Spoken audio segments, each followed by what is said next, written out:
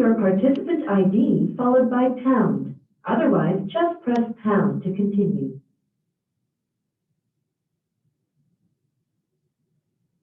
You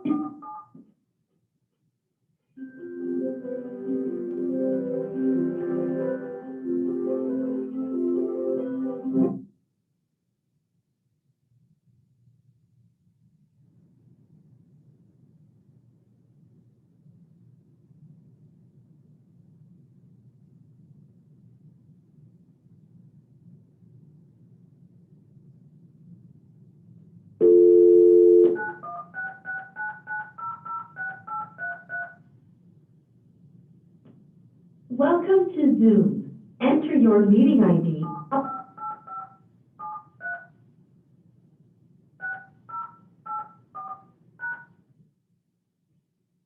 Enter your participant.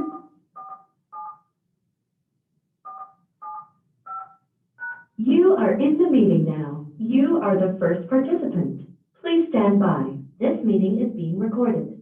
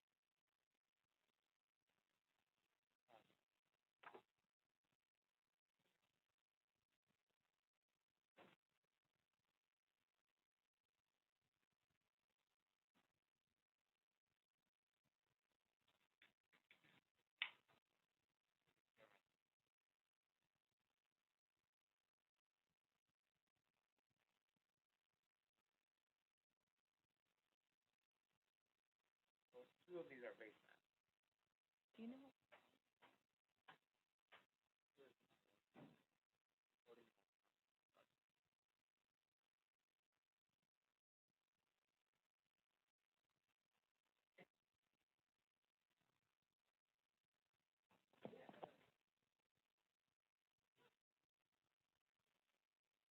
What was that? That's good. Now,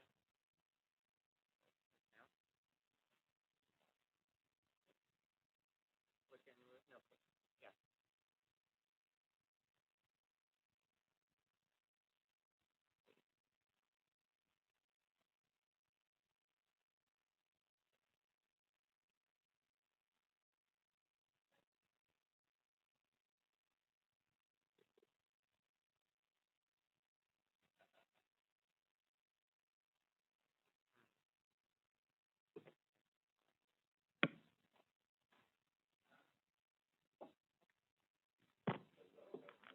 That was.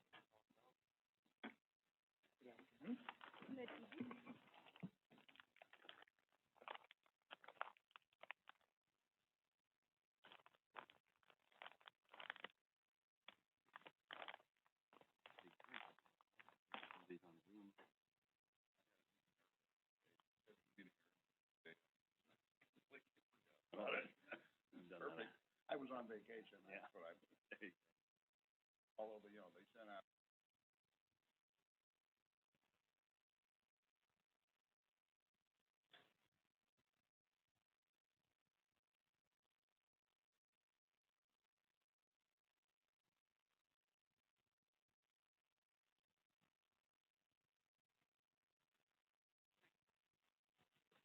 Ready to go.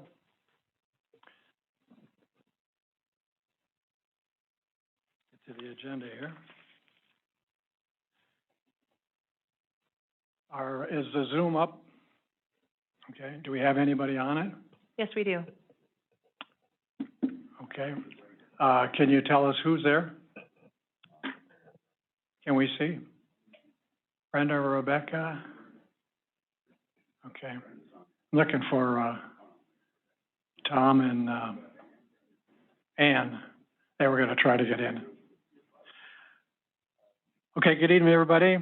Welcome to the, Redistricting Advisory Committee meeting for July 28th. If, you'd all please stand and join me in the salute. I pledge allegiance to the flag of the United States of America and to the republic for which it stands, one nation under God, indivisible, with liberty and justice for all. Amen.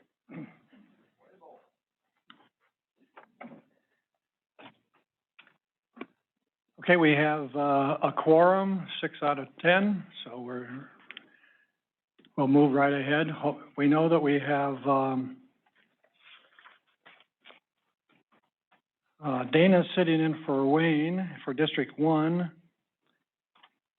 Ann and Tom are both absent from District 5. I believe Don. Ann is not just, Right. she's the alternate, Yeah, Ann's the alternate, right. She's on the agenda. But Don is here from District 5. Bruce, who are we missing? Nobody from 4. Yeah, we're both here. 3, District 2, we are currently missing, Ms. Fisher, Ms. Araka, and Mr. Enyart. And from Yeah. District 3, we're currently missing Ms. Thompson. Mr. Enyart called, said he'll be running late. He got called back into work. He will try to join us when he can, for District 2. And, Patty is not here, obviously, so okay, that's the roll call. And Chairman Keyes, can you hear me? This is Ann. Oh, hi, Ann. Hi, I'm on by telephone. How's the fishing? Today was the first day fishing, and it was good. Super, okay. Yeah, we can hear you, and thanks for joining. You're welcome. I'll put it on mute until you need me. Okay. Need approval for the, July 28th agenda, and if, there's no objection, I'd like to, switch items 8 and 9. I put them in wrong order, and they got typed up that way, so, So moved. okay, thank you. Second? Seconded. All right, all in favor? Aye. Aye. Okay. Approval of the June 16th minutes, which is in your packet. I'll second that. If nobody has anything to add, I'll second that. Okay. They look fine to me. Bruce and Andy? No, All that in favor? Mr. Dowell, was Don. I'm sorry. Mr. Dowell, Oh, Don, you made the motion? Okay, good. All in favor? Aye. Any objections? Okay, moving on. Public matters not on the agenda? Any Zoomers wish to say anything at this time? Okay, we'll move on. Item number 6, review of the Community of Interest Outreach Form. This is, something that, Jan Houghton has submitted, and she's going to introduce it and talk about it. Houghton, thank you. Houghton, I'm sorry. I knew that. Jan Houghton, Pine Grove, District 4, alternate. I hope everybody has seen the form. It was in the packet.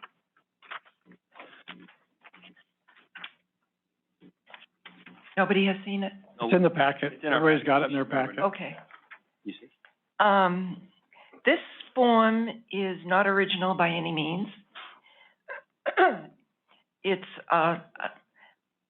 used by several counties, but I made a compilation from several examples. The only one that I made original was number 5, which is, what is the one most important reason for your COI to be within one supervisorial district? So no map maker, and we're all map makers in this room. The Board of Supervisors is going to be a map maker. So no one can be expected to know all the COIs in Amador County. So the purpose of this form is a tool for evaluating communities of interest in one format. The responses can be compiled into an Excel spreadsheet where it's easy to highlight any key points. It also clarifies the importance of a COI according to how it's filled out, or conversely, the map makers can become aware of unknown ones. So it can bring to light the impact of deciding a possible split. It can be used as both part of the current survey that's online now, or as a standalone handout at outreach events.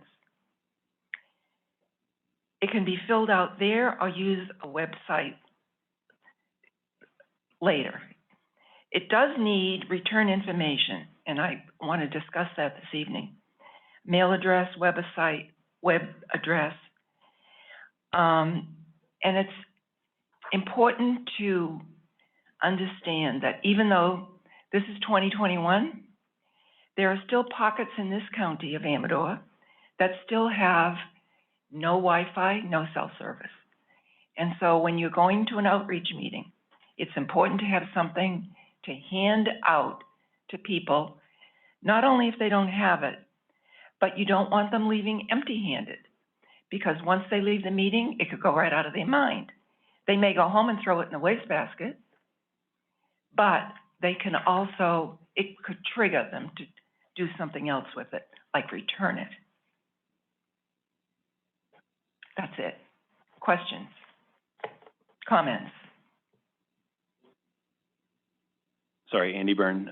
For full disclosure, I was in on some of the editing on this document, so, yeah.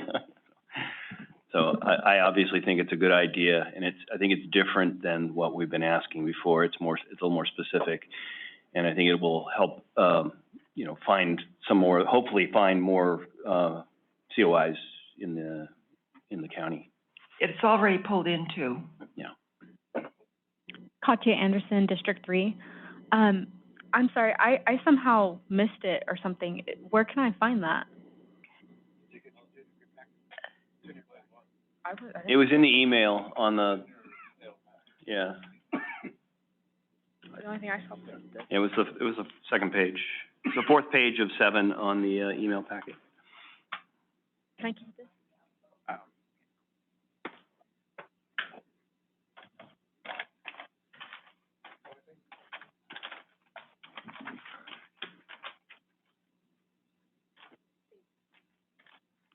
We really only have one question on our current survey that addresses COI. Exactly. And I think Jan's, comment and position, I think Andy concurs, is that this fills out that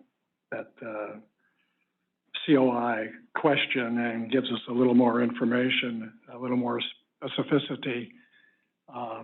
And so I think it's a good deal. The only, those would be my comments with respect to this. I have talked to Ruslan, and we can do the extraction into the spreadsheet and calculate it, so it's fine. If we add it as it is as a second survey, which would be my choice, rather than add the questions into our current survey, then anybody who's taken the first survey can get in and take the second survey. Because once you've taken the first survey, you're locked out of the site, or locked out of the survey, not the site, but the survey. So if we add this in a survey number 2 and designate that we have 2 surveys, then there's about 30, 35 people that can go back in and take it if they want to. I would, hesitate calling it a survey, because it's really not a survey. It's actually a very specific, you know, it's a community of interest identification form. And so, yeah. No, I mean, it's just for reference. I agree. I agree. That would be my only disagreement with what you said. Other than that, otherwise, I think that's fine keeping it separate. But even maybe the question that does with COI is like we could even put a small note on that, further identification in the second section, which to fully flesh out that. And I'm not sure if that would be necessary. Where we would title it, we would just title it Community of Interest Submission Form. Yeah, that would be my preference. If you Or look questionnaire. I mean, that's different from survey. Yeah. If you look at other county websites, they give a COI submission form, a link of its own. That's what we will do. Right. That way, people who have already done the first one can. Exactly. Can do that. Okay, any more discussion from anybody? I think it sounds like a good idea. Okay. I really like it. A month ago, I was the one that submitted a question about how you define your community of interest. And I think we folded those questions together, which was fine. I think I know where I live, but I don't necessarily know Plymouth or Fiddletown or Dry Town. And I think that's frankly the most important question that we're asking, because that's going to lead to a better map and it's going to help us guide. We need to know what they think. It doesn't matter what I think. It matters what they think, and it's going to be a more highly accepted map. And so, and I don't know all that. I kind of have an idea, and I think we all think we do, but we're not perfect in that. So I think that's great, because that's really what we need. Well, it's impossible to know them all. And this form gives a format for comparing oranges to oranges instead of oranges to apples. And a supervisor from District 1 can't know all the COIs from District 4 or whatever. That's impossible. In fact, they probably don't even know all the ones in their own district. So this is just a tool to make that much more clear. Thank you for all of your hard work on that. I think we have a consensus of those present to go ahead and add it as a second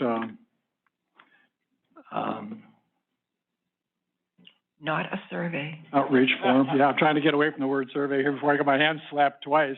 A submission form. A submission form, yeah. Yeah. Thank you, Jan. I wasn't trying to slap your hand. I was clarifying. Do we have any comments before we move on from this item from anyone in Zoom land? Okay. Keith, I don't have a response. Quick question. Do you want to just under redistricting survey? Right there on the website? Yes, right below that one. Okay. We would have the, yeah, right. Cool. Thank you. Okay, and Heather, you've got a member sign-up form, right? Item number C under 6C. You were going to pass that around. Ann, are you with us?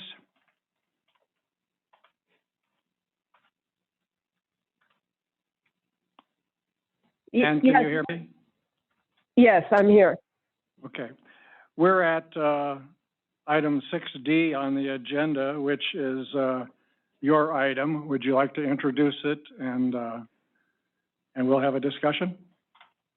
Okay, and Keith, I neglected to bring with me the text that Tom sent to you describing the changes he was proposing, but I can describe what I did, and then maybe you can help me with the other.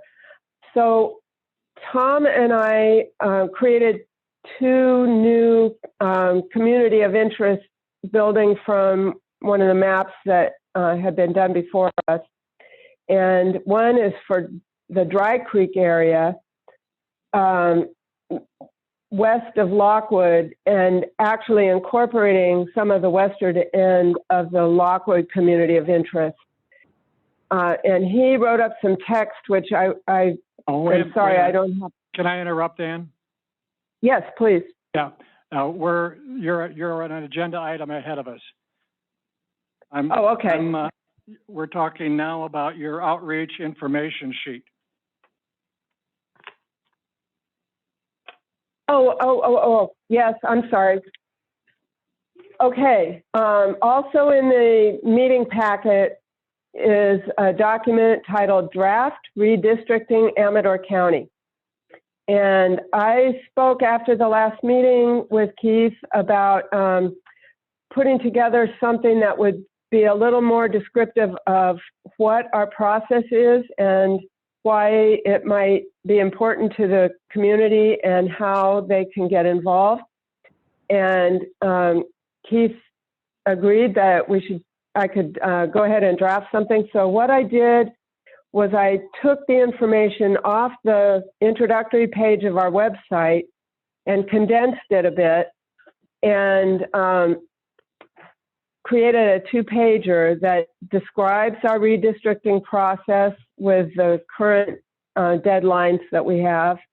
A paragraph on why does redistricting matter to me, which I think I took completely from the website, and links to other information on our website, including the current supervisorial district, the criteria that the board is supposed to use when drawing district lines, and how the public is being notified, including, again, a link to our website.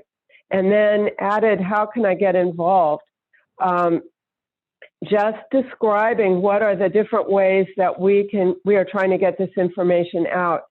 And I wanted this to be something that could be on our website, but also could be used as an information piece to give to the newspaper or other, anybody else who is publishing information. We could have it as a handout at meetings so that, like Jan mentioned, people who are not connected online can still be informed and have a way to provide input.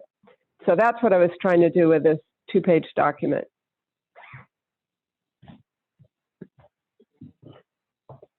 Thank you, Ann. We'll, have discussion at this point. Input from anybody? Andy? Oh, yeah, of course. So this is the one that's in the packet, right? Just to make sure that's the document that we're talking about. Yes. Okay. Yeah, that's I think it's a well-stated document. I think, Jan and our group that we've been working outside of this group with, in Pine Grove has done something similar. And I've given a talk already at the Progressive Women's Caucus. And we have another one coming up on the 11th. And so I have kind of covering the same material roughly as a talk. I haven't done it as a write-up. So a write-up is a really great idea. And then, Mr. Chairman, if we use the same document, then we'll be consistent from member to member and won't be putting out different or unusual information. Right, and I think that was Ann's first premise. Yeah. Was to have everybody be on the same page, and that's a good point. I mean, the materials that we were given were, 10, 15, 20 pages of, so she's synthesized this down to 2 pages. Yeah, I synthesized it a little further into bullet points, which I would go from and expand a little bit to be a little more extemporaneous when I'm giving a talk about it. Okay. Sure. I also hope that, it helps us not omit information when we are speaking with other groups, which, Absolutely. Yeah. That's real easy to do because it is a lot of material and you're trying to cover all the points. And what I found when I gave a talk was most of that got filled in with questions. So if you give the basis of it and you can get feedback, and that's really helpful to fill in where people really do miss it. And I had some blind spots that the questions really made me refill it out. So that was helpful. And if a person is going to be doing a presentation, they can call Heather. She can print up enough copies for whatever group that you're going into. Excellent. Double-sided would be perfect. And then pick them up and we can go on from there, unless you want to make your own copies. But, and we'll need one that, of course, isn't a draft. So any other comments? I have one comment. I think that item number 6 under the criteria, there should be an item number 6, Ann, that says that the districts are to be equal in population within a 5% parameter. That is, I think it's a significant requirement. And if you have go ahead. Oh, I'm agreeing. I hadn't realized I had omitted that, and absolutely it should be in there. Okay. Heather could add that into the draft form and make for the final copy. Okay. Additionally, I reached out to KGIC, the local radio station, to have the flyer posted to their website to help better spread the word among the community. And I think maybe this would be a good thing to send to them as well, if they wanted to talk about it on the show so that community could hear it. Good. To fully understand. Heather can send that to Jim. Email it over to, you have his email address? Yes, I do. Thank you. There's also a C on the agenda, members sign up for speaking to community groups. I'm not sure what we were. Oh, you haven't got there? I'm moving to that. Okay, because I thought we were talking about the one D, so we are talking D, but I have C in my hand. Awesome. It's moving down the line. Awesome. That's the sign-in, that's different. Oh, this is the sign-in sheet? Where is the other sheet? People who are interested in participating in being a speaker, we were going to have a sign-up sheet for that. Item number C. Oh, so it's just interest, it's not. We don't have things yet. We don't, no. Like everything else, I ran ahead and I already did one. We're soliciting, we want everyone to solicit places to go talk. Right. You've already done 1 and you're going to do 2. Right. And the Board of Supervisors someone in the office may get a call from somebody that says, we'd like to have some Absolutely, speaker come. absolutely. And I just want to have a list of people that she could send out. So, We can add that to the website if you'd like. I don't need it on the website, I don't think. I just wanted to have a list of commission members that are willing to Well, we do can just do something. that as a, we can do a So roll why don't call we on do that. it this way? Yeah. I'm gonna draw a line on the sign-in sheet. And if you're interested in speaking, initial your name, initial in that column. So I'll give it back that way. Okay, now that's item number C. We go. And Ann, who on Zoom has already indicated that she would like to be on that list as well. What was that again? Ann. Ann. Okay, thank you. And I would recommend that if you do go to speak, you bring somebody else with you to hold your hand, and to remind you, like, when you're, if, you know, to keep, I found it helpful with Jan to, to keep me straight on it. So it is helpful to have somebody else to remind you when you're getting off track, or, you know, because it is easy to do. There's a lot of material you're trying to get out. So, Maybe like it's a strong recommendation. Maybe like district members go together or something. Yeah, or, you know, or somebody from a different district would be okay too. I mean, however you want to do it. I just think, I recommend bringing somebody else with you. I found it very helpful. Okay, moving back to, item number, D. The chair believes that we have a consensus of, the commission to, make the recommended changes and put it out in final form, make it available to members to, make copies thereof. Heather will email it all out to everybody, so you have your own non-draft form, and then you can ask for more copies. Okay. That brings us down now to, item number 7, which is Mr. Baracco. Here we have one. One last item on outreach. I just sure. want to let the rest of the board know that we're having a redistricting Amador informational meeting on August 11th at the Pine Grove Town Hall at 6:30. And all members are welcome. I've sent an invitation to the Board of Supervisors. It's on KVGC, Amador Ledger. All the bulletin boards, up 88. So bring your friends, tell them about it. It's a good way to get the information out. Good, thank you. And, you know, one of the charges of this commission, all commissions actually, is to elicit as much input as we can from, community members. So if any of you, on Zoom or anyone in the room, is a participant in a social group or, service club group, knows anybody, please reach out to them, and we have a list of folks. I think everybody on that dais said yes, they'd be happy to participate, so that's good. Okay, now to you, Bruce. Thank you, Mr. Chairman. Pardon the interruption. We do have a comment via Zoom. Hi, this is Rebecca. I just want to say about the meeting and workshop that Jan was referring to. We'll take in anybody who wants to come. It is not focused only on the Pine Grove area. So anyone who wants to come to this to learn about redistricting, you are certainly welcome.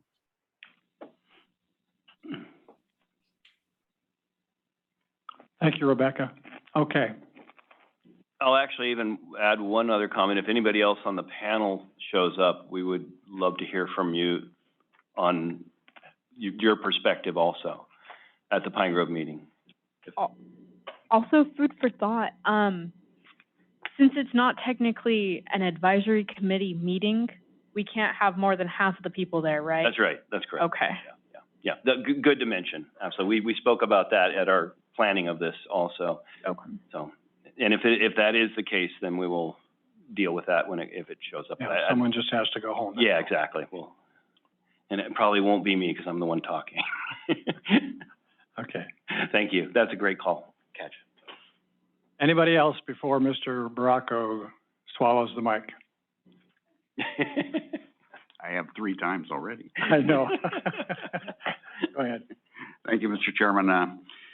In the interest of trying to put some numbers to places, I put together this matrix that looks at the county as a whole, looks at the cities, and looks at the census designated places with respect to both population and housing units. And these numbers aren't locked in. A lot of these are estimates. Some of them are probably inaccurate, but I think it does give us a picture of what the situation was historically 10 years ago and what the situation is today or last year, or in 2019 with the census designated places. Basically, Amador County lost population, so we're not growing and we're not going anywhere. The county as a whole lost 413 people. 311 of those were in the unincorporated area and 102 were in the cities. And also, with the exception of Ione, the cities didn't grow. But an interesting thing, if you look at here, if you look at that line about Ione, had 3,853 estimated population this year, 3,758 in the 2010 census data. So Ione has grown by 95 people. But then if you look all the way across, you'll see that they constructed 181 dwelling units. So one thing that tells me is the number of persons per household is significantly lower in Ione than it was 10 years ago. And that may be partly Castle Oaks, empty nesters, that kind of situation. But when you build 181 new houses and only increase your population by 95, you know, that's a half a person per new house. So I found that interesting. And by the way, if you have any questions or comments as we go, feel free. I just wanted to kind of present an overview tonight and give you some food for thought. Do you know how we would have a lowering of units? That seems kind of weird that we would lose housing units. I'm not sure how that would happen. I mean, without having houses burned down and not replaced. No, we didn't lose housing units. Well, there's a whole bunch of minus numbers on housing units throughout the county. Oh, I'm sorry. Yeah, on census designated places. Sorry. That's an interesting thought. It'll be interesting to see how the actual census data shows up with the numbers that we'll have to use. Yeah, remember the 2019 census designated places data are estimates. And so we're at the end of that 10-year estimating cycle, so it's likely to be off somewhat. Okay. This chart kind of tries to just give you trends. Do you know if those census designated places, are they the same as they were in 2010 as they are going to be in 2020? I got the impression some of those may have changed. Is that could also be part of the difference? No. Chuck, you want to comment? Chuck was able to find Amador Pines has been promoted to a census designated place for 2020. It previously was a census block, is that right? Amador Pines was a group of census of blocks, the same with Lockwood, but those areas weren't included in another census designated place prior to. So no other CDP lost people by the creation of Amador Pines and Lockwood. Right. it just Didn't come out adds of another those two areas now. They've been promoted to census designated places. Correct. And if you look too, you can see, on the cities, for example, every city lost population except for Ione. And the housing starts are fairly modest in all of the cities except Ione. We did back out the Mule Creek State Prison population and the Jackson and the county jail population, which is about 50, to try to get a better handle on the actual population for Ione and Jackson.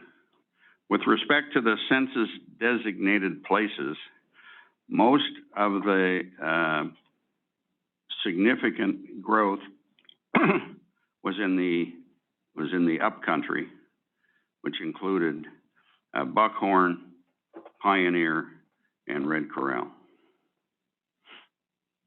There was quite a bit of new development in, or population increase in River Pines. That's part of that community's transitioning from part-time housing to full-time housing. Shows that Pine Grove lost over 450 people in that 10-year period, 9-year period. Also, Dry Town, and we're not sure if those numbers are very accurate or not. Yeah, same with Volcano. Yes, exactly. The Comanche area also showed some fairly significant growth. Buena Vista at 166, Comanche North Shore at 160, and Comanche Village at 56. That reflects those new housing units that have been built out in the Comanche area.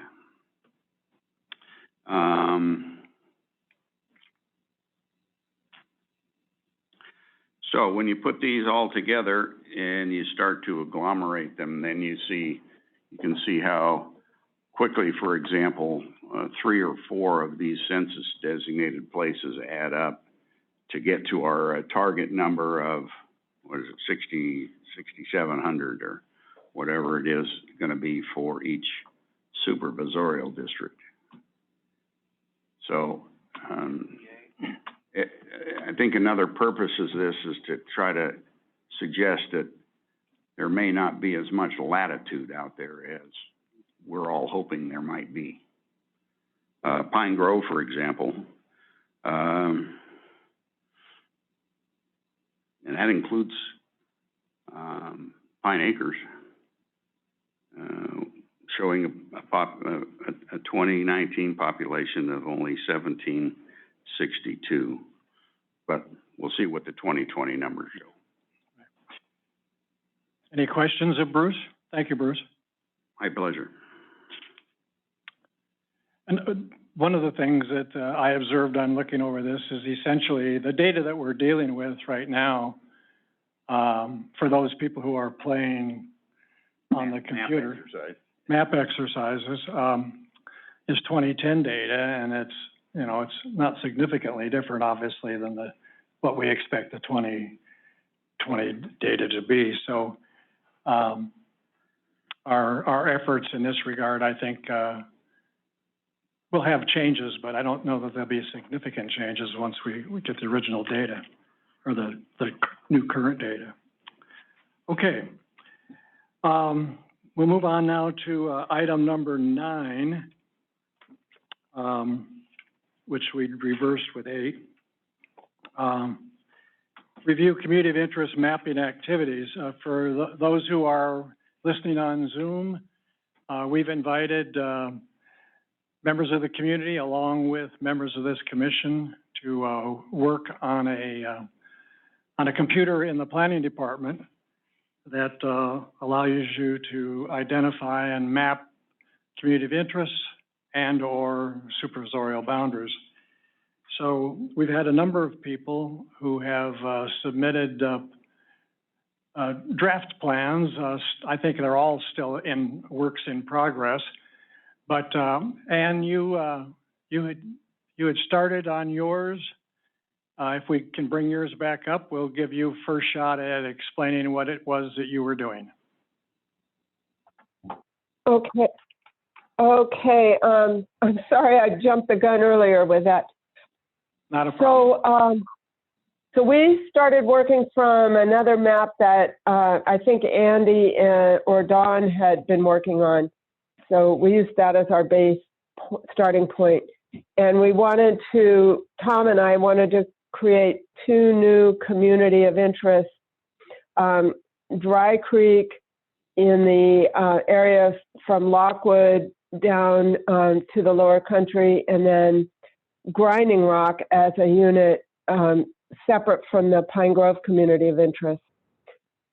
Tom wrote up a description of the Dry Creek area, which I don't have with me, but I can say that he incorporated some of the lower part of Lockwood as this part of this new community of interest, Dry Creek. And so it's a fairly large area, but it's really focusing on the watershed of Dry Creek with common interests relating to habitat and the environment and the agricultural nature of the area. Keith, maybe you can say a little more about that if you have the notes from Tom. But I will first describe the Grinding Rock piece, which goes from Pine Grove Volcano Road on the east side and Grass Valley Creek at the south, and along Mitchell Mine Road, and at the north, Sutter Creek. So it creates a boundary which goes up to the volcano community of interest as well.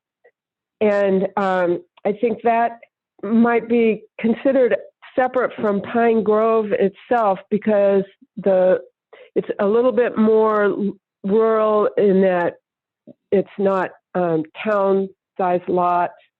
It's more agriculture and recreation focused. And so it seemed like a logical division. And interestingly, the population on the maps that we have from 2010, it's equal in population to the Warner Road community of interest that had already been drawn on the other side of Pine Grove Volcano Road.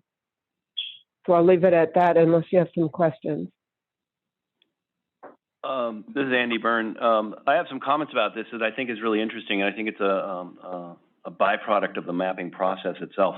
I think a lot of these communities will overlap each other, and with our mapping systems, we can't do that. And we're really cut by the census blocks, right? So what we're getting is like, even with the one I did, I was picking low-hanging fruit with Dawn about neighborhoods, basically, is what we were after. But they do overlap, and we're not going to see that in these because we're really, the way we're mapping them is in these census blocks. So, and that's why some of them will get really big, because the census block takes a lot of geography, and you may only want to use half of it, but the mapping tool, the artifact of the mapping tool is you can't really do that. And so some of them come out a little different than you would necessarily picture them if you just got to draw them on a map by yourself. So I think that's something that's going to be showing up a lot. But I don't think that's a bad thing. I think that what it is it's showing us that there are these places that overlap each other in areas, which kind of shows you there's a community there. When you have special interest, when you have communities of interest overlapping, that to me shows a community. Because a community isn't just one community of interest, it's a whole bunch of communities of interest that overlap each other. So, and I think that's something that's starting to show up, and it's going to be hard to see that because each of our maps will grab one little census block and drag it over and put it in one, and somebody might across the street might think that's part of their census block, but the census blocks aren't letting us cut them up that way. So that's going to be a challenge, I think, when we're doing this, because when we can't just overlay them because the system won't allow us to. So. Yeah, that's a really good point, Andy, and Tom and I discovered that too as we were trying to do our little bit of mapping. And one interesting side note is that I live near the Indian Grinding Rock State Park on the Grinding Rock side of Pine Grove Volcano Road, but under the current census designated places, on the map, I'm part of the Red Corral census designated place, which doesn't make any sense to me, but I don't think that's anything that we can change. And I don't know if that impacts how we draw our lines for communities of interest or district boundaries. It may not matter.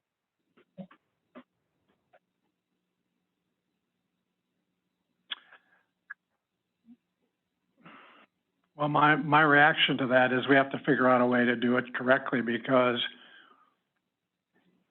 if, for example, you're identifying a community of interest and it turns out because of our software that it is larger than you really want it to be, then when we are overlaying a supervisorial district on it, we got a problem. We have a potential problem that we got, oh, wait a minute, this is, it's covering this, when in fact it might not be. So is there any way we can do these maps manually and then create a layer like this that would be correct? I'm asking the planning department this question.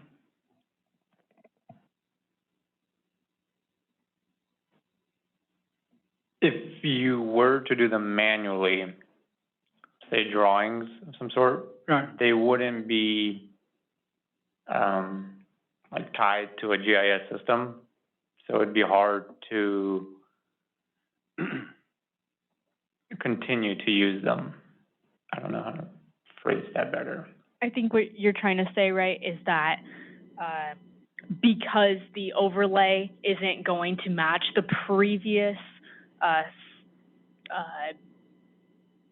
patterns and maps underneath, it won't transfer how we want it to.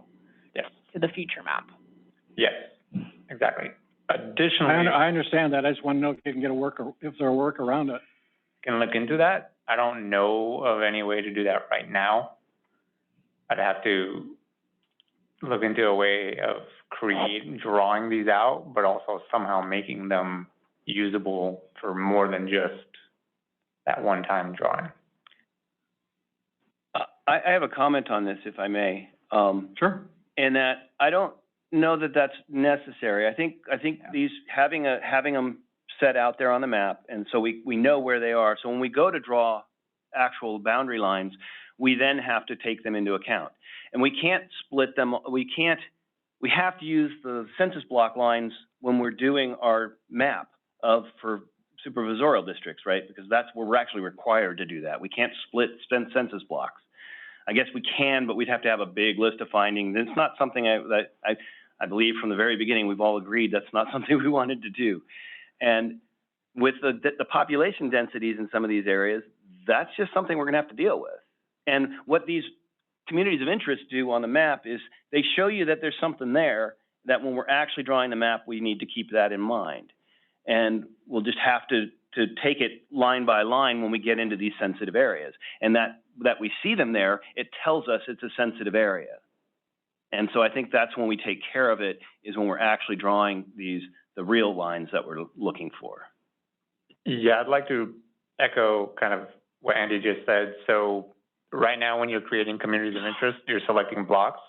When you're creating districts, you'll be selecting blocks as well. Right. But I'm sure we can work around it, as, you know, using Andy's suggestions. Another thought just occurred to me. Let's just take that Grinding Rock one that's up there now and see the line that's in the lower quadrant of it there, that's going from north to south, east to west. The one that's that one there, yeah. Let's just say that the area below that line was really not considered to be that community of interest. And it only created that way because of the click on the block. Yeah. Is there a way we can hatch anything on that? Or differentiate that, just so it's easy for the presenter to share with the rest of us that anything that's hatched is something that we really aren't interested in? Wasn't what, I mean, just a thought. Yeah. With this specific software right now, Yeah. best you could do is make it a separate district. And you would just put it as, Grinding Rock 2. Yeah. And it would be, it would put a different color on it, right? So, yeah, I honestly, I think that might be more confusing, with the tool we have. I think that we have that as a block, because some might argue Pine Grove would overlap that, and some might argue Volcano will overlap that. And I think that's okay. Okay. And we'll just have to see. And if it may, like I said, it may become a major problem when we're actually drawing the lines. It may not. And I think most of them probably, like you were saying, probably won't. But we'll just have to be super careful when we get into them. And that's the whole point I see it as the community of interest is when you start drawing the supervisorial district lines, to be careful when you get into those areas. And those are the areas, like you said, there's some communities are going to be split because you're chopping the county into 5 blocks that are roughly equal. And so at some point, something's going to have to give. But if we have them all identified, we're going to be able to probably do a lot less of that than has happened in the past. Okay. This is clarification questions. Go ahead. I'm sorry. This is Ann, and I'm not sure if you were talking about that little finger that goes from the furthest west point of Grinding Rock down into the Pine Grove. That was there because it was the shape of the census block, not because we were trying to add that in. And that is a confusing thing. Yeah. No. And there's also a little pink spot down at the south end where Grinding Rock, Warner Road, and Homestead come together. And I think we would have clicked on that too to add it to Grinding Rock just to make that a complete area, and we overlooked it. Yeah, and that's one that's easily tagged into either one, unless you're actually looking at the neighborhood and having people in that particular block saying that they want to be in one place or the other. Right. And we may not get to that level. Right, it may not need to, but that boundary there is the road, Pine Grove Volcano Road, on one side of that block. Okay, thank you. Anything else you want to say about your map? No, that's all, thanks. And I apologize, I left Tom's descriptions on my desk and forgot to bring them with me. Well, I think I more or less covered it. Okay. All right. Who's next? Andy? You had something. Been working on something, right? Well, it's the same map. The map, I haven't done anything since. I've been actually out of town for the last few weeks. So it's the same map we had up at the previous meeting with the board. And so nothing. Why don't we bring it up again? Yeah, and nothing has changed on it. And I will say that we were looking at the low-hanging fruit of communities of neighborhoods, basically neighborhoods. And is this it? That looks like it might be. Yeah. And so I'm not hanging my hat on any one of them. It was like, let's get started. And I think that they're not necessarily like, we had the argument at the other meeting about that one community. I think it was Willow Estates. We tagged it as a neighborhood, and that community is probably bigger than that. But if you tag in the next census block down, it becomes 5 times bigger. And so just as a mapping exercise, we decided not to do it in because we're looking to just identify a bunch of different places. And when it goes to dividing those places, then we want to really be careful about that, because if a line's going through that area, then we want to actually scrutinize what that community is much, much closer. And that's kind of how I looked at all of the ones I've done, or that Don and I have done, because I definitely did not do this by myself. And I don't know if you have anything to add on that, Don. I've actually done a lot more work on microphone.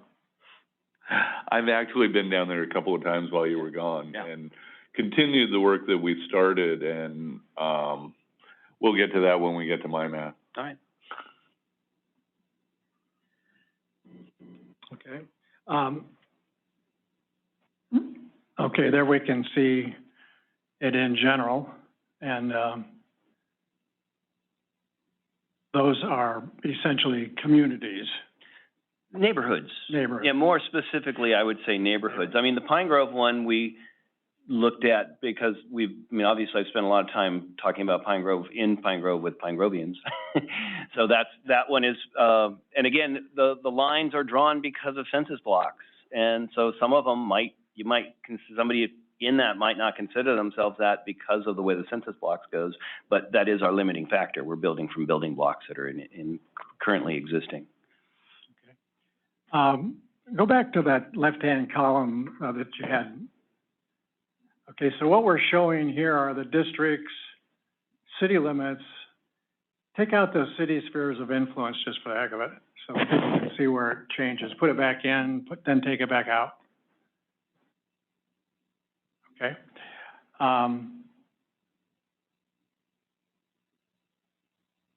And then we have the 2010 numbers and so forth. Okay.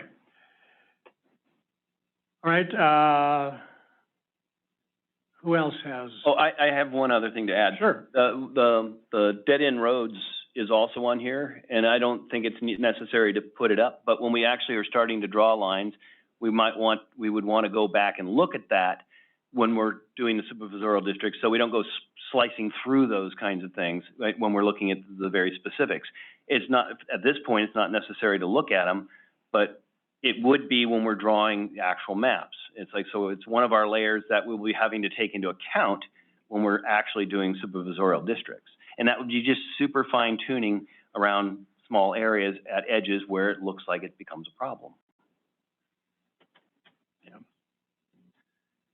And unfortunately,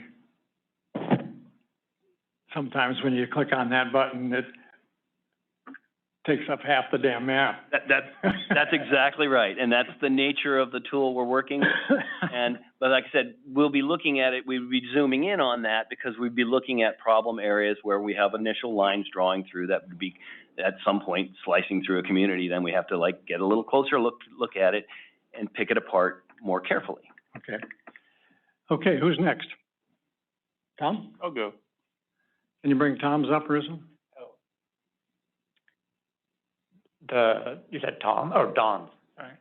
I think he meant me. I did. I'm sorry, Don. Remember, I'm the oldest one here.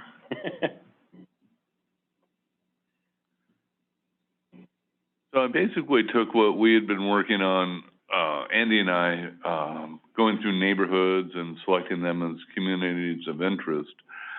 I started taking on the political boundaries of the incorporated areas with their spheres of influence and designating them and mapping them as communities of interest themselves. And then I did the unincorporated towns and just started working on the different political divides, well, not divides, but political boundaries of special districts, fire districts, and known towns, and everything else I could think of, and basically came up with what you see here. And as Andy and everybody else has pointed out, the census blocks are not quite as granular as we might wish, although they're very fine detail in the actual towns themselves. A lot of the census blocks in towns are just literally blocks. When you get into the more rural areas, they get larger and a little harder to contain when they get big.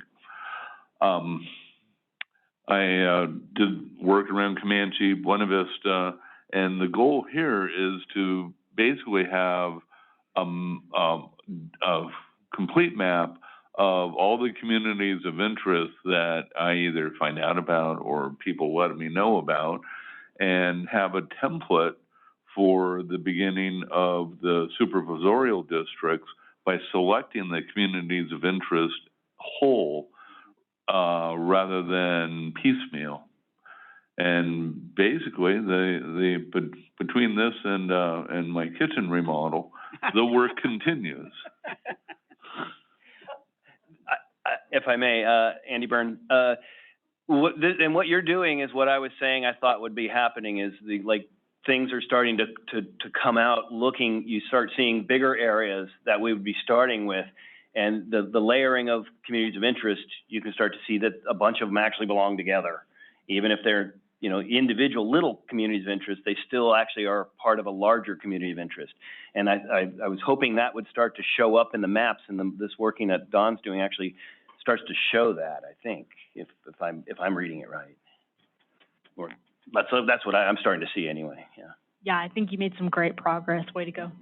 I'd like to know where those 93 people are living in the way up country, the community of interest.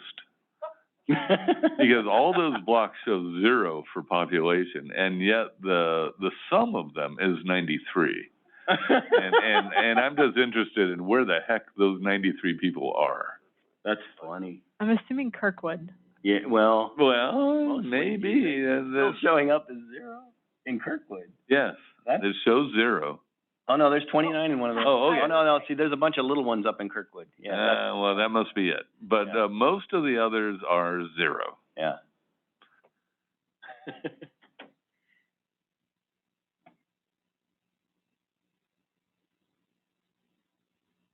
Oh, there's a 2. There's a 2. There's a 3.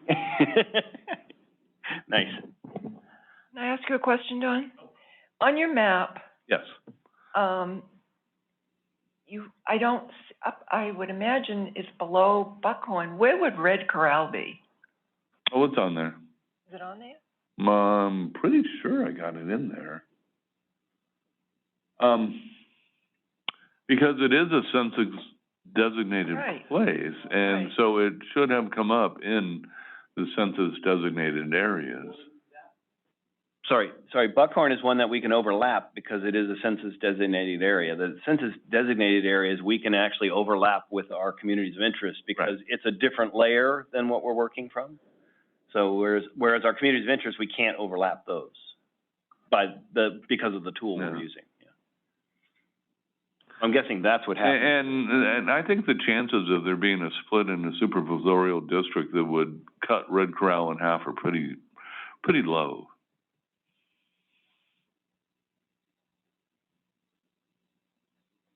Well, but on my next effort at the planning department, I will certainly make an effort to find that and get it documented. There should be a layer on this that has the census designated areas. Could you click to that? Because it will show up there. These are the CDPs? Yeah. I don't have names to them though, none of them. Yeah, they don't have names to them. Yeah, well, what do you do? As labels.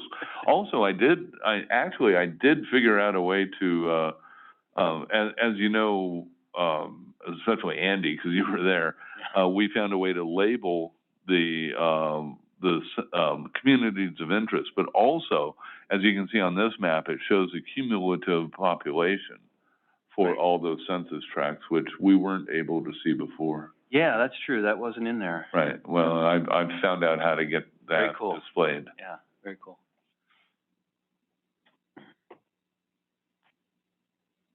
So nobody lives in the Jackson Rancheria. Nobody that the census counted.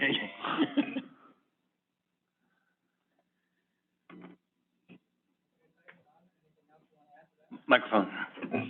No, I think that's it. The work continues, as I said. I don't think this is going to be complete until December. Yeah.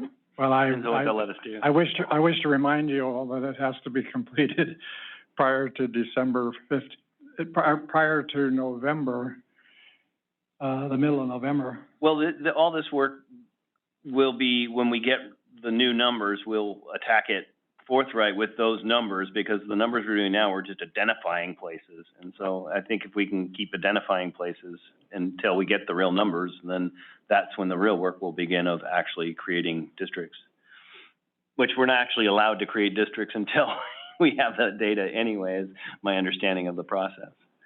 You're correct. I was gonna refer to that later on in the meeting, that we're not creating districts, we're, creating, discussion points at this point. Visioning Yes, tools, yeah, absolutely.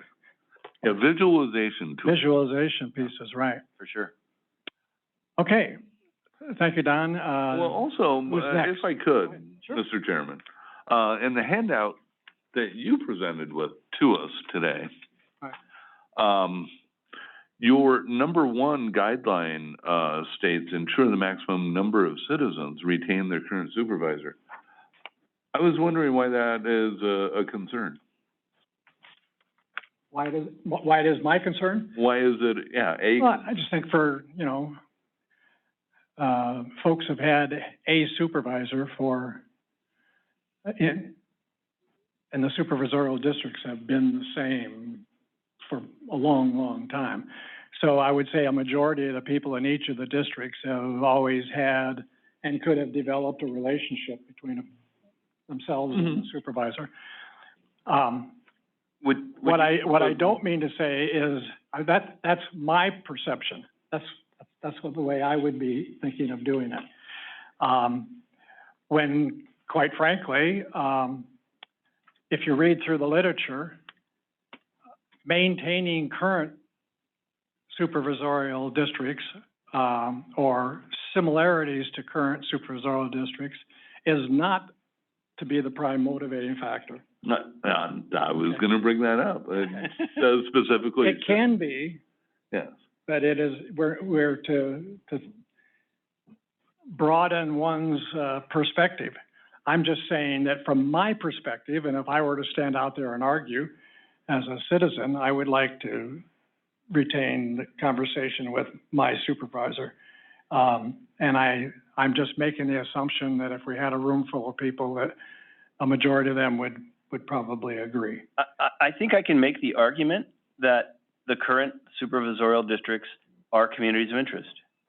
They cannot be considered community of interest. Yeah, that's specifically. Well, that, I mean. That's in here. Well, as a working tool though, but that's what I'm hearing from you, is that you see those as communities that have an interest because they're used to the same person. It's a talking point, not a, Right.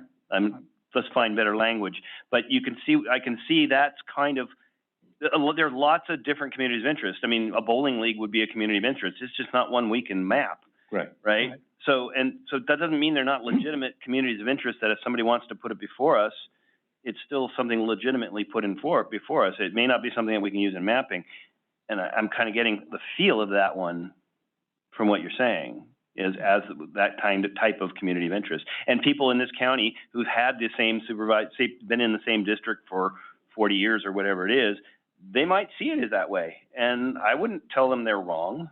Yeah. I mean, it may not be something we can use, but I wouldn't tell them they're wrong, for sure. I think I would actually disagree with Chairman Sweet, just because from previous understanding that the incumbent would have a more power in their nature to remain in office or their term or whatever, because the resource is more readily available, name recognition, and what else. So I think that many residents would actually disagree and say that they wouldn't necessarily want the same person in office for 40 years and rather see some fresh faces, not necessarily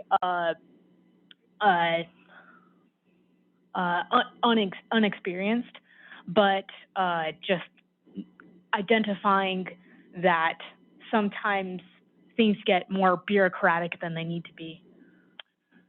And that's a good point. And I guess I should rephrase my thought. In addition to having some familiarity with the current individual, let's just say the current individual got voted out. They then have some familiarity with their district and their relationship with other people that are around them. And I'm to my way of thinking, if you've got, let's just say, pick the area of Fiddletown, River Pines, and that district up there. I mean, it seems to me that they'll probably be in a district, and why would we want to change it from District 5 to District 1, you know? So would retain some similarity to that district. Well, and I definitely understand what you're saying, and if we do change any of those, we kind of have to show our findings, right? We have to show our work, why we're coming up with that. Right. And you know, with actually any map we do, we have to show our findings. We have to describe why we're coming up with these the way we are. And I think the maps are gonna lay themselves out that way, and there will be places that will be contentious. And let's be practical about it. Absolutely. We're submitting 1, 2, maybe 3 potential maps to the Board of Supervisors, and they're the ones that make the final decision. And I haven't talked to any one of the 5 supervisors, but I suspect they would agree with me on number 1. So just something to keep in mind. Yeah. My only concern on that is that the process that was laid out before us, that webinar says, that was like one of the things we shouldn't be doing. It was pretty specific. That was the line of thought we shouldn't be pursuing. Yeah, and everything I've read, that's what I gathered from it also. Yeah. Well, in a practical matter, when you start designing the districts, forget number 1. Just try to start moving the districts around, and you're going to end up doing what I'm doing. Yeah, no, I think you're right about that. Yeah, I think you're absolutely right. Yeah. I think you're right about that. Yeah. Okay, moving on. Balance of districts. COIs will not be split into more than 2 districts. That was my goal. Mm-hmm. And natural boundaries and roads should be used wherever possible. So we're going to lay just mine up there for the moment. I think you went off your mic. Oh, I didn't. It's on. There you go. There you go. It's on. I just have to lean back into it. Wait, Keith, which one? The most recent one with the, whatever, how many have I got up there? So there's Keith equal from west, Keith 7721, and Keith dist 1. Oh, let's just try that one.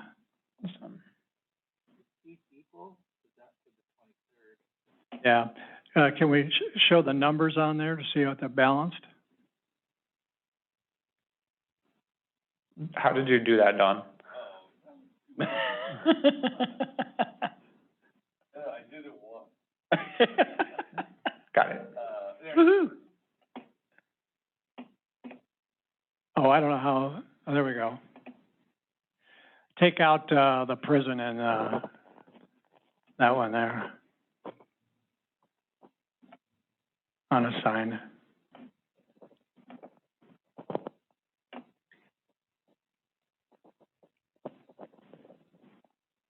Okay, can you put the numbers on the box in the lower left-hand corner that just shows the 5 districts and the numbers and the different, there we go, right there. Okay, this isn't the one that I was last working on. Let me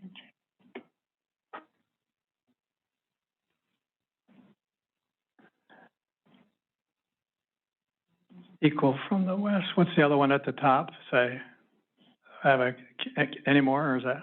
So there's 3, Keith equal from west, Yeah. Keith 7721. Try that one. I need to erase some of these. Yeah, there we go. Okay, you can see that the numbers there are 67, 68, 67, 69, 69. So they're all within 350 of one another. The smallest to the largest can't be separated by more than 350 people. And the smallest being 732 and the largest being 986, so a couple 100 people. Okay, so I met my last target just in terms of size. You want to go back to the map? What I did the first time was I started from the, not this map, but the one we were looking at earlier, is I started from the west and tried to start figuring out where district number 2 would be. If I'm trying to maintain the similarity of the current districts and get it down. since District Number 2 has 2,000 people more than the rest of the districts, if we're going to reduce it by 2,000, that means we're really sucking districts 1, 3, 4, and 5 to the west. And I ended up getting and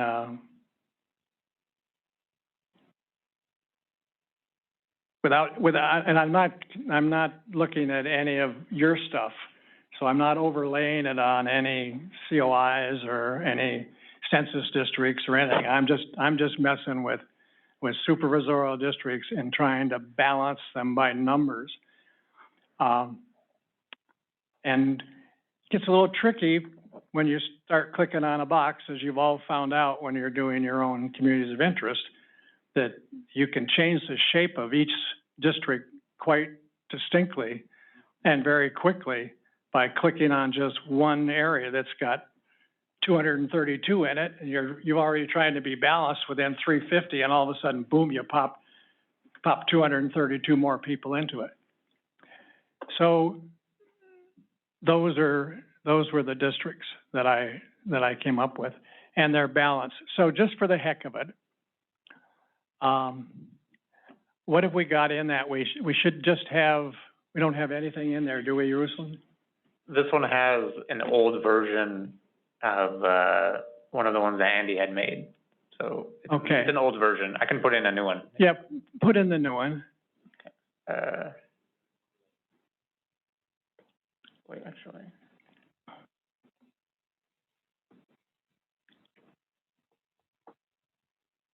Actually, before you put Andy's in,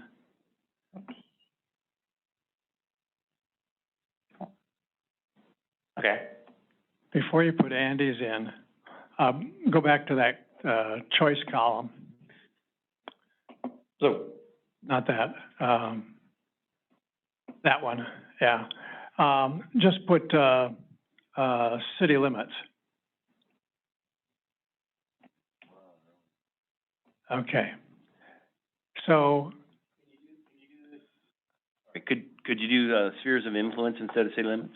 Because it's a little bit bigger, and it actually, they've already LAFCO'd themselves into those circles, so. I understand that, but I wanted to do city limits first. Okay, fair enough. And I think if you zoomed in on all those, if I'm not mistaken, now, I created the districts, by the way, without any of that other information. So interestingly enough, the city limits are within all the districts of the 5 cities, I think. Oh. Yeah. Except for Plymouth, okay. Yeah. All right, now we'll go ahead and take Andy's suggestion and put in spheres of influence. And now we'll go down, just use Jackson. Okay, can you take the sphere in and out so we can all see how it changes? Right. All right. So other than that little tip up at the top, I think that's, and one to the extreme right. Right. It's covered. Yep. But let's just use that as an example. Take that one at the extreme right. So I want to get that one right there in. But when I click on that one, that's right. What's going to happen? It jumps, yeah. I jump by how many? 87. 87. Like. Into the next district. Right. And that's the kind of problem that we're going to be looking at. I mean, a very clear statement of the kind of problem we're going to be looking at. Well, that was one of my thoughts, is that we start with the cores and you build your districts out from them would be another approach to it, as opposed to a holistic. Oh, yeah. My approach is not the only, not the only approach. That's gonna happen on all of them because of those little teeny boxes. They're gonna blow things up, and we've all done it. Let's take the cities out and take the spheres of influence out and throw Andy's in there. Or Don's, either one. Don's is the No, the most, Yeah, Okay. most recent, yeah. Now it becomes a little more complicated. And it's where they start changing colors. And that's why I have to go click in and out, in and out, in and out, just to see where the colors change, so I know whether we've got overlap. Let's find one that's pretty easy to look at.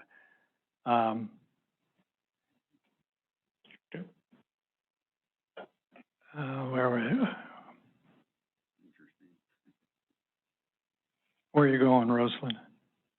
what did you want to see? I wanna find an area that's on Andy's map that's in the wrong spot on my district. Okay. Oops. Sorry, it's lagging. There we go. There we go, that one right there, okay. So drop mine and go to Andy's. We're looking at that gold color, that India shape, yeah, okay. What is that? Lockwood. That's Lockwood, all right. And so if we put my district back in, then it shows that Lockwood piece, that's a triangle shape, right? That's gold, is in District 5 or in District 3. See, I have it in District 5 and Andy's map, and I've got the most part of it at Lockwood in District 3. So I guess if that were the only thing in all the maps that we ever had, our choice then would be, you know, what do we do with that part? Is it important to keep District 3 as presented, even though it splits Lockwood, that little piece of Lockwood off? Well, and how important is it for those people to be in District 3 as opposed to being in District 5? Would be the question. And that's just gonna get multiplied 100 times. Absolutely. Over. Yeah, That's the task, yeah. I tend to agree with you. I think that small part of the Lockwood community of interest, actually, I don't see, I'm sure there might be issues with some people, but I think overall, a split like that would not be, a deal killer for a map. And it's gonna happen. We have to realize. Yeah. I wouldn't think so either, All unless can't end up whole. unless the majority of the people were in that particular triangle. Well, yeah, that's true. Well, and that's the whole point. In which case, they would still be whole if there was the majority of the people. Right. Can you see the population in that triangle? You can. Not on. It looked like it was a few different, it was two different maps. I mean, it was two different, Two different census blocks, yeah. Yeah. We can't enlarge that and see the population in those two census blocks? Yeah, just zoom in on that, yeah. 62, 62, it's one. Oh, no, that's two. Two. It's one, you just have that. Oh, right. Oh, okay. Yeah. By the way, just FYI real quick, what I did was I turned off the fill, so, Keith's districts are outlined and then the communities are, colors, so you can see. Yeah. So, yeah, it would only be 62 people. And that, you know, that should be within everybody's, margin of error for trying to get communities of interest whole. Yeah, and that was my point is these lines that we're drawing also aren't as precise as we would necessarily want them. So when you look at them, some of that's gonna be artifact of the mapping, some of it's gonna be, actual overlap. It's gonna be hard to tell, but that's when you start zooming in, when you get those places. Then we zoom in closely and we analyze it much more, closely to find out how much of a problem is it, right? I think it's also worth mentioning that, I feel like all too often we hear about people, sitting in the office saying, oh, well, we should do this, but they never even see it out in like the roads, out in where they're talking about, where they're deciding where these things should be. I think it's worth mentioning that since we're showing the community I think we definitely need to see what we're deciding. Absolutely. Yeah, and now that I see as a problem where, Comanche is split in half. I think the residents of Comanche would have a problem with that. Or Rich Forster would, probably. Somebody would. Yeah. I think Comanche, I think Comanche is a community that should be whole and not split down the middle like that. I agree with you, and just. Yeah, it was for a the good heck of it, experience. I'll say, go ahead. Yeah, you try, yeah. You try. Yeah, well, no, I've been doing this I know. on a different I mean, system. if you try to, I did it, I made it whole, and then you can't get around to the other side. Yeah, right. Now, before we started mapping communities of interest, I was doing practice maps on one of the online mapping things. And I was able, using census tracts rather than census blocks, I was able to easily hit within 1% of population deviation, easily. But you're running roughshod of all the communities of interest. Every town was split into at least 3 different gubernatorial There you go. Well, that's a new definition of the word easily. Yeah.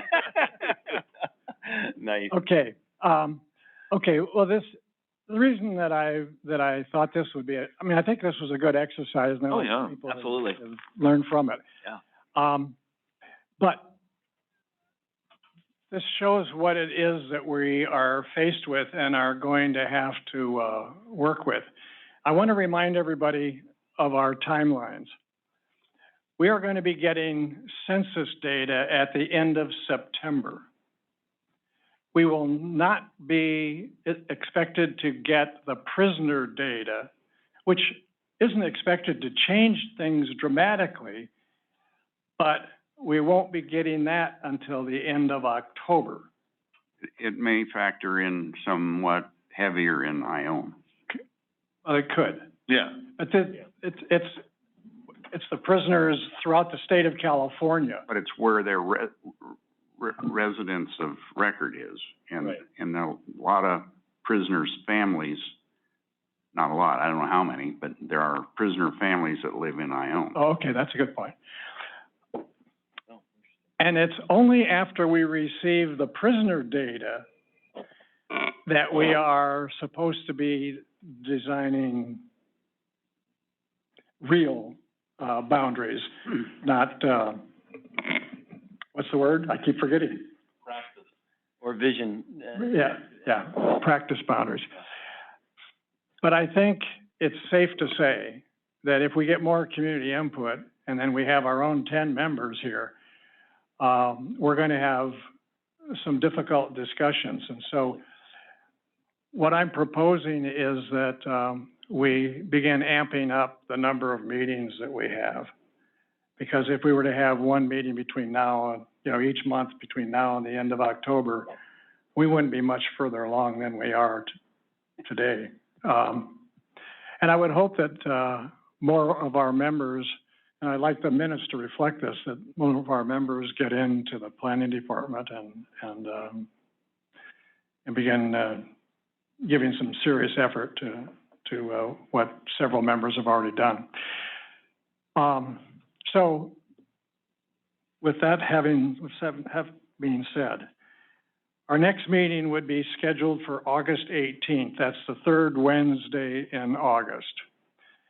And then beginning in September, we have to consider staff availability and we have to consider room availability.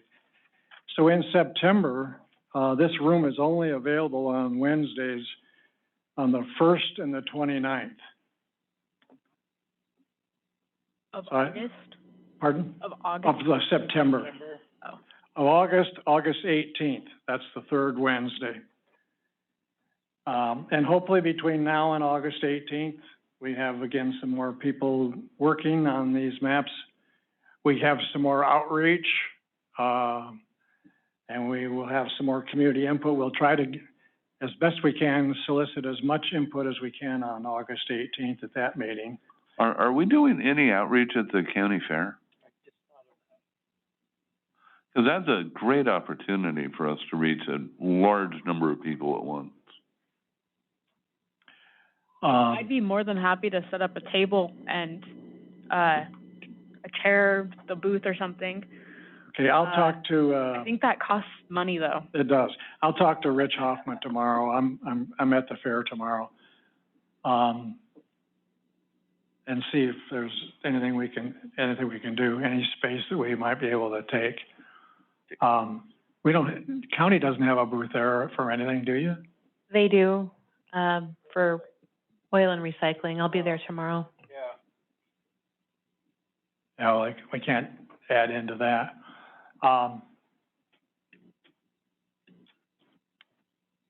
If we had these survey forms, I can get at least 2 booths, I'm sure, willing to hand them out. If we could get some printed off, double-sided, by 11:15 tomorrow morning. If you're able to, drop them off, I don't start there until 11:45. Oh, at the fair? No, you've got the form. I won't be Are you there coming on into work? shift Are you coming until- into work I'll be tomorrow? here at 7:30. Well, if you can print that, COI submission form that we talked about earlier, Yeah, I didn't bring them. 11:45. back to back. Well, you're going out to the fair? And you'll be there when? I'll be there from 11:45 to 2. I'll be there from 11:45 to, I'll just meet you there. Can you take them with you, the forms? Yes, I'll bring them. Okay, thank you. And we'll get, several groups, I think Andy can help with that. To what? Yeah, never mind, I'll take care of it. So the target dates for September will ramp up a little. We'll get 2 in September, the 1st and the 29th. Unless we have some objections to those dates on our August meeting. Oh, I'm doubtful for the 1st. Okay. For August 1st? Mr. Chairman, you're talking. September Sorry, 1st. yeah, okay. September 1st. Mr. Chairman, you're talking in 2 meetings for September. 2 for September? 1 in August on the 18th. Yep. 2 in September on the 1st and the 29th. Okay. And then 3 in October. We now have the census data. Time to get to work. Pardon? Well, according to the governor, well, yeah. The federal government, the governor has to, add the prisoners in by the next month. So October 13th, 20th, and 27th. Again, these are dates that are available, in this room. I don't know that they're all Wednesdays, but those are the dates that we have. They are all Wednesdays to Are they? verify. Okay. And then September 1st and 29th. 13th, October 20th, 13, 27th. 20, and 27. And then November 5th and 10th. Because It was by the 4th, pardon? 4th of November. Oh, the 4th and the 10th. I'm sorry, thank you. So a Thursday and a. Yeah, Okay. and then, we hand it over to the supervisors, because we have to give it to them by the 15th, And we're still convening at the same time, 6 p.m. 6 p.m. at this point, for all meetings. yeah, at Yes. this point. Yeah, can we get that in an email? Yes. Oh, yeah, it'll be in the minutes, and, we'll send an email out. Also, to keep in mind, we'll, need to schedule our joint public hearing meetings with the Board of Supervisors as well. So No, we've had the joint board, we only needed one? we only needed one, and we had it. Oh, I thought we needed 4. The supervisors have to have 4 meetings. 4 meetings. They've had, and one of those has to be a joint meeting at night or on a weekend. We've already had that one. Now there's only 3 meetings that they contractually have to do, and they'll have between November 15th and December 15th to do that. They could actually have their meetings, you could have your first meeting, a second meeting tomorrow if you wanted it. I mean, on a, Well, other than But- notifications, yeah. pardon? Other than notifications. Yeah, right. Yeah, But the Board of Supervisors has to have 3 meetings between now and December 15th. and if they wanted to, they could have another joint one with us as one of those, if that would be one of their choices. They could make all Yeah. 3 of them joint. Yeah, I was just making it clear that they can choose that if they choose. But I'm stating the requirements. We've already met 1 requirement, and they have to meet the other 3 requirements, which may or may not include us. Right. I'll send out an email with the dates Thank you, for dear. the next meetings. All right, I know those were arbitrarily chosen, but they were based on trying to stay to Wednesdays, trying to get as many days as we could in beforehand, and trying to ramp up as we go down, as we get more and more information, have more meetings. Because I think everybody in the room can see the complexity that we're going to be facing as we move ahead. Mr. Supervisor, do you have any comments? Okay. Anybody else have anything for the good of the order? I think an item for discussion next time will be to make sure that we take a look at the survey and whatnot to see any additional community information and what they want. Yeah, that sounds good. Okay. Well, we went a little over time. I apologize for that. I think it was a very productive meeting, though. Okay, thank you. Thanks, everybody. We'll see you on August 18th. Same time, same place. Those of you on Zoom, thank you very much for attending. Do you have any comment before we close? Hearing none, good night all.